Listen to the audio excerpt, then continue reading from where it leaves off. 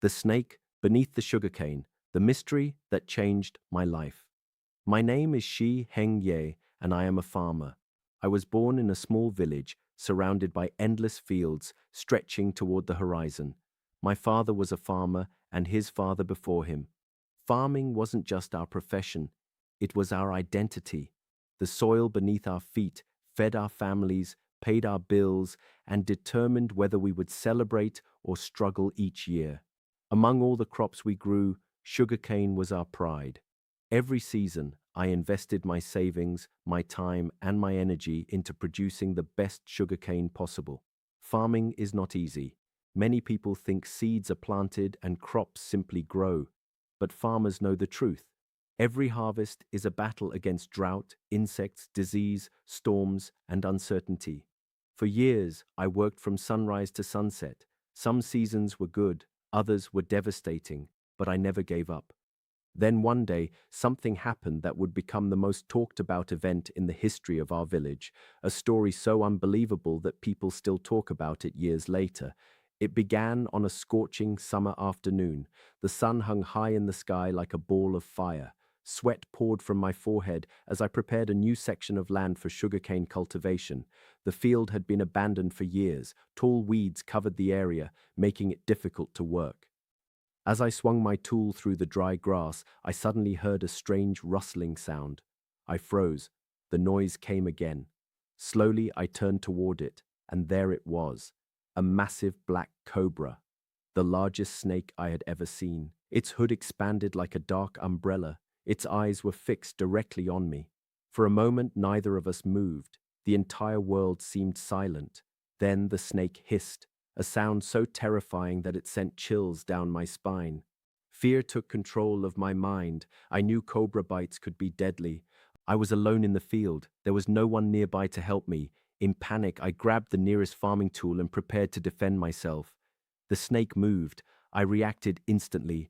After a brief but terrifying struggle, the cobra lay motionless on the ground. My heart pounded in my chest. I stood there breathing heavily, staring at what had just happened.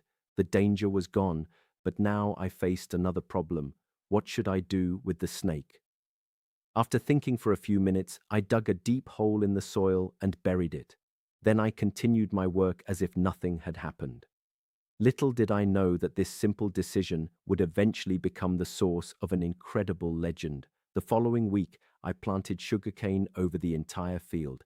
Everything seemed normal. The days passed, then weeks, then months. Soon the rainy season arrived. Heavy clouds rolled across the sky. Rain soaked the earth. The sugarcane shoots began emerging from the soil. At first, everything looked ordinary, but as the plants grew taller, I noticed something unusual. One section of the field seemed different. The sugarcane growing above the buried cobra appeared stronger than the rest. Its leaves were darker green. Its stalks were thicker. Its growth rate was astonishing. Every time I visited the field, the difference became more obvious. Eventually, the sugarcane in that section towered above the surrounding crops. I couldn't explain it. I checked the soil. I checked the irrigation. I checked everything. Nothing seemed different. Yet somehow those plants were thriving beyond anything I had ever seen. When my neighbors visited, they noticed it immediately. "What fertilizer did you use?" one asked. "How did you grow cane like this?" another wondered. I simply shrugged. I had no answer. As harvest season approached, curiosity spread throughout the village. People came just to see the strange sugarcane. Many believed the land was blessed. Others whispered about the cobra buried beneath the field. Stories began forming. Rumors spread like wildfire. Some claimed the snake's spirit had entered the soil. Others believed nature had performed a miracle. The more people talked, the bigger the story became. Finally, harvest day arrived. Workers entered the field carrying sharp tools. As we cut the sugarcane, everyone noticed the same thing. The stalks from the mysterious section were enormous. Some were nearly twice as thick as normal sugarcane. The workers stared in amazement. No one had seen anything like it before. I separated the special sugarcane from the rest of the harvest. Later, I crushed the cane to produce juice. The moment the first drops flowed out, I noticed something unusual. The aroma was incredibly sweet. The fragrance filled the entire room. When I tasted it, I was shocked. The juice seemed richer and sweeter than any sugarcane juice I had ever consumed. I began drinking it every day, one glass each morning, then another in the evening. Weeks passed. Slowly, I began feeling different. Long workdays felt easier. I experienced less fatigue. My body seemed stronger. My mood improved. Naturally, I mentioned this to a few friends. That was my mistake, because once the story left my mouth, it spread across the village like a storm. Soon everyone was talking about the Cobra sugarcane. People started buying it from me. Then they began sharing their own stories. One person claimed it gave him more energy. Another said he felt younger. Another claimed it improved his overall well-being. The stories grew more dramatic every month. Before long, people were saying incredible things. Some claimed their health improved after drinking the juice. Others insisted they felt stronger than ever before. A few even began calling it a miracle crop. Visitors arrived from neighboring villages, then from nearby towns, then from distant cities. Everyone wanted to taste the famous sugarcane. The demand became overwhelming.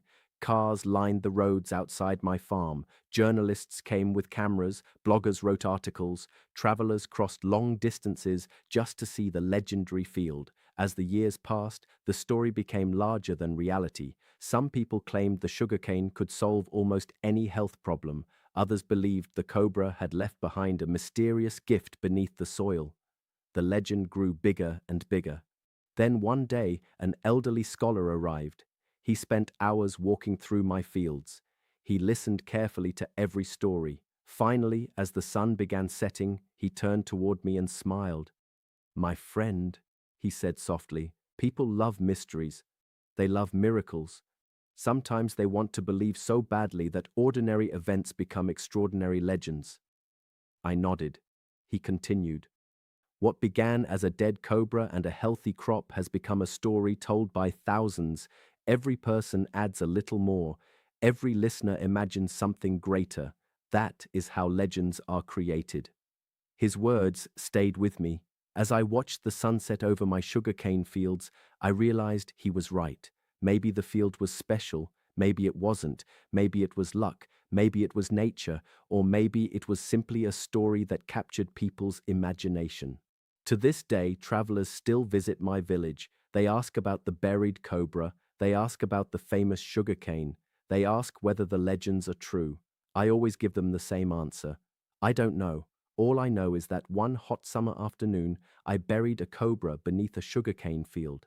And from that moment, a legend was born. A legend that would outlive the harvest. A legend that would outlive the field. And perhaps, a legend that would outlive me. The end. Disclaimer. This story is fictional and created for storytelling and entertainment purposes. It should not be considered medical, scientific, or health advice.